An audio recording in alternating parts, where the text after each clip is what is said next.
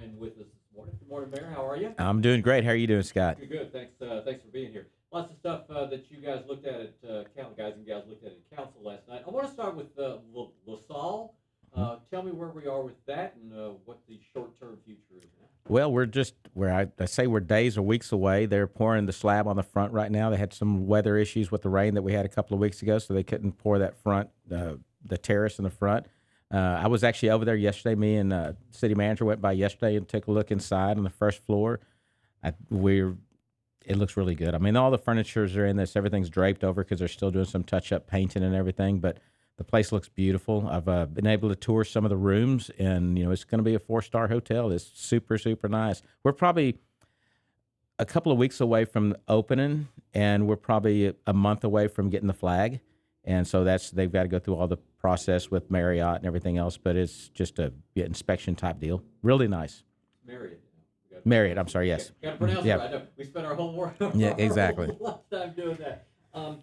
Now to something that's not nearly as dynamic. Well, before we leave that, we still got a noise situation there, and the Marriott's got to be okay accepting of the situation right now. But are we any closer to having the resolution in the timeline?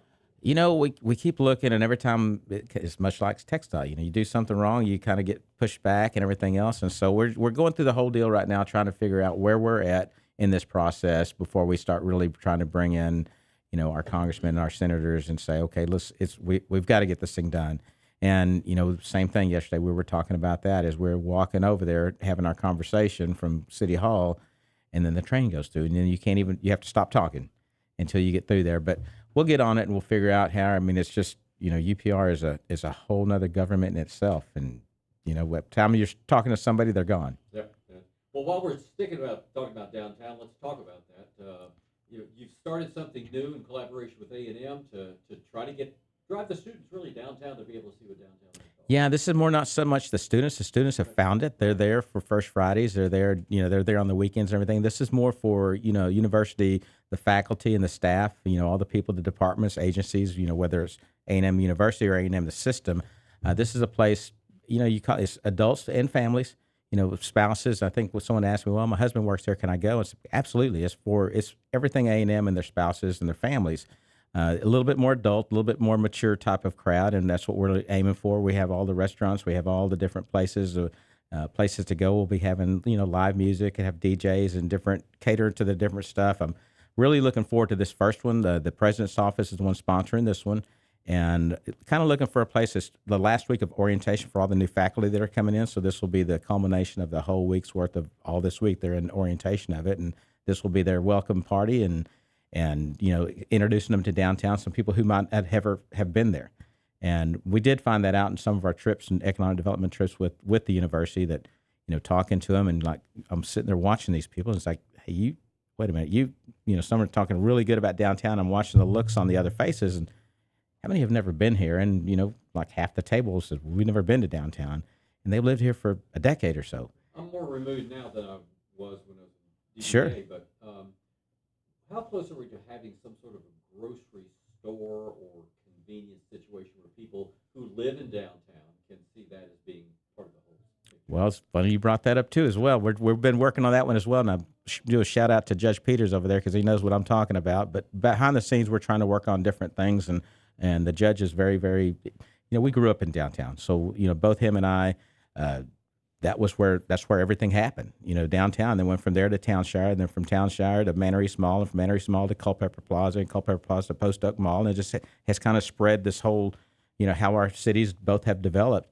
And right now, we do need, a little bit more density. We can get a grocery store, but I'm thinking a small scale, something mid-size. It doesn't have to be a super grocery because I don't think that's there. They can still get it, but you need to have some convenience when the more people that are moving down there. I know the North End. I was just talking with Chris Lawrence last night, as a matter of fact, and he was telling me that they're 98% occupied right now or sold out, and they're finishing up the bottom stores. Facility, if you go downtown for the farmers market, that's exactly right there before you get to Ronan. And then we have the Kimmel building is almost complete. The Kimmel building is beautiful. I would just another shout out to Cassie Barton and her group. I was talking with her dad and her about 2 weeks ago. You talk about sparing no expense to do it the right way. It is unbelievable what they've done inside that building. It's beautiful. I mean, They it's hit all the marks as far as timeline. they've hit all the marks. That everybody's is dealing with. Whether it's a plumbing issue or whether it's an electrician issue. I mean, we're short on our trades. Everybody's busy. There's a lot of growth here. The marks have been good. It's just we're ready to get the plumbing going, and it's 2 weeks later before you can get a plumber over there. And then you're ready to do electricity, and electrician is another 3 weeks away. So that part of it has been a kind of a hiccup for them, but I think they're right on track. The carpentry part, the part that you see, is beautiful. I mean, it really is, Scott. You need to take a look, and if you want to go up there with me one day, I know you love downtown as well. I'll go with you to call Cassie. We'll go take a tour, but it's going to be a beautiful space. Do we know a timeline as to when that's going to start being occupied and usable? I would think from the last deal, we're probably kind of the same way with the hotel. We're probably a month away. It really depends on if they can get the plumbers, electricians to finish their spots of it. So, and I could be way off, but I mean, going in there, I mean, it looks really good. I mean, it looks like it's ready to go. And I think that bottom floor, the back part of it, they're waiting. I think they have about 7,500 square feet that they're going to be leasing out. They don't want to finish that out until they know who's going to occupy it. And there's been some talks with some different people, and that will change depending on who's the occupant of that bottom part.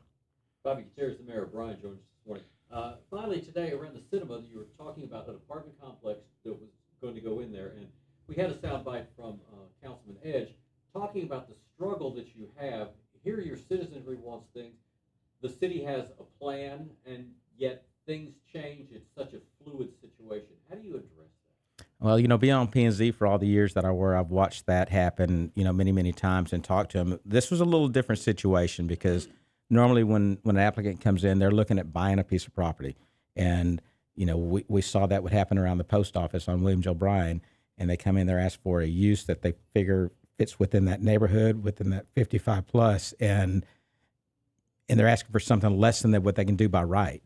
And the neighbors got up and they were in arms. They didn't want it to happen, and council, and we listened and denied the permit for them to do the 55 and over, smaller scale deal. Well, so they went in and by right could build almost double what they were asking to reduce it to, and they could do that by right without asking us. This is kind of a similar situation because this gentleman owns the property. It's not like he's going to buy it. If we don't turn him down, then he's not going to buy the piece of property. He owns a piece of property, and by right, he can do something more impactful. And what he's doing is very thought driven, in my opinion, anyway. I think it's very thought driven. I think the road is going to go through as for the thoroughfare plan, and I think I think it's going to be more positive for that neighborhood than it's going to be a negative for the neighborhood because it gives you another point of exit that they don't have, and they only have 3 points of exit in that whole neighborhood. So, and it's a big neighborhood. But you don't normally see people go, yes, building a hotel here would be a good thing. You don't normally hear that sort of thing. Mm-hmm. But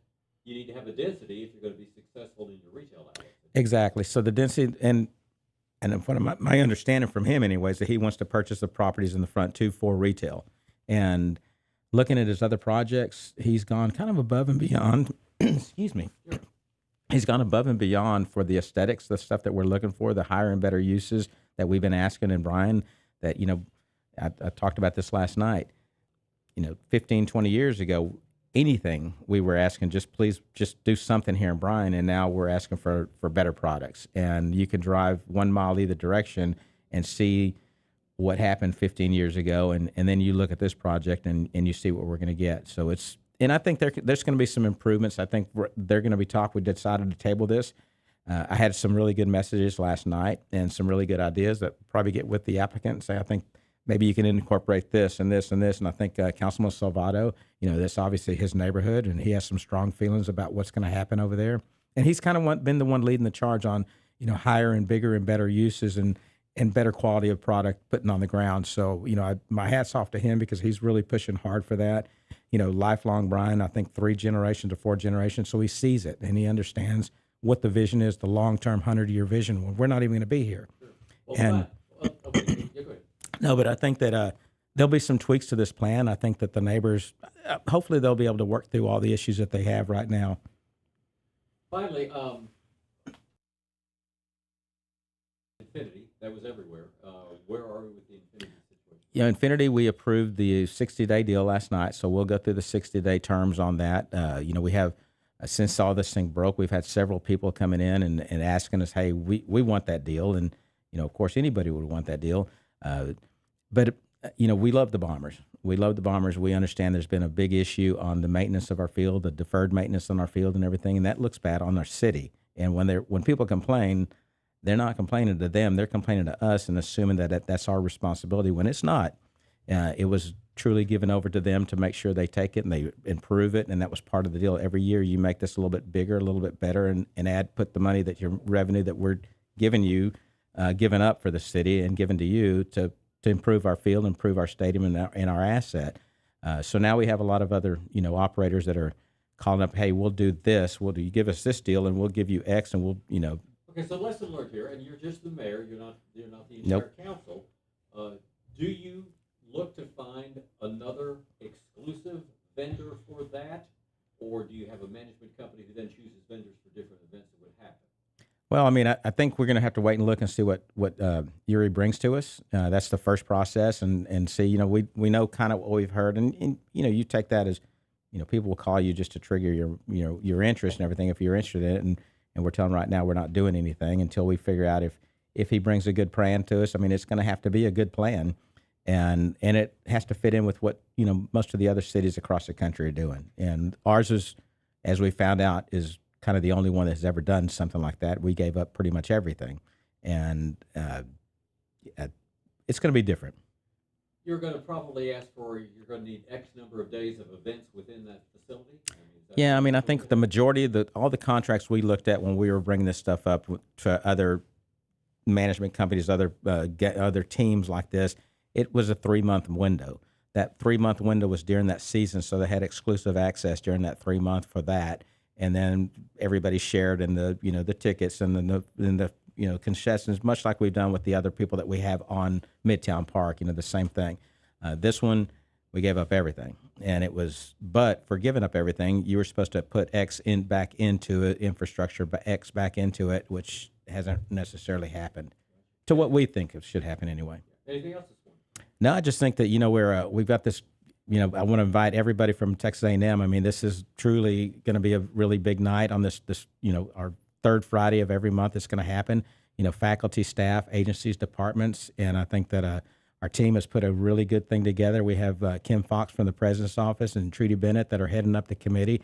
And I'm telling you, the committee that we put together from all the different colleges and agencies that are all there, that team is amazing. And I can't even thank them enough for all this work that they've done to get the word out and everything. But everywhere we go, we're hearing really good things. And this first one, this is going to be the first one, and it's just going to continue. We're going to have a debriefing after that and find out what they liked, what they didn't like, and how do we change it. It'll over the next year, it's going to morph into exactly what they need it to be to get people to get that group, what the president said, a collision space of the minds where people can come out and they can visit, they can talk, and they can know not only on the third Friday, but any day, and just come down. Hey, Scott, let's go down and sit down and have a coffee, or let's go sit and have a beer, and we'll sit and we'll visit and we'll talk and talk about your research or talk about whatever. And you never know. I mean, it's like we said, it's going to be a great thing. I like that. That's for sure. Thanks for the time this morning. Absolutely. Have a great day.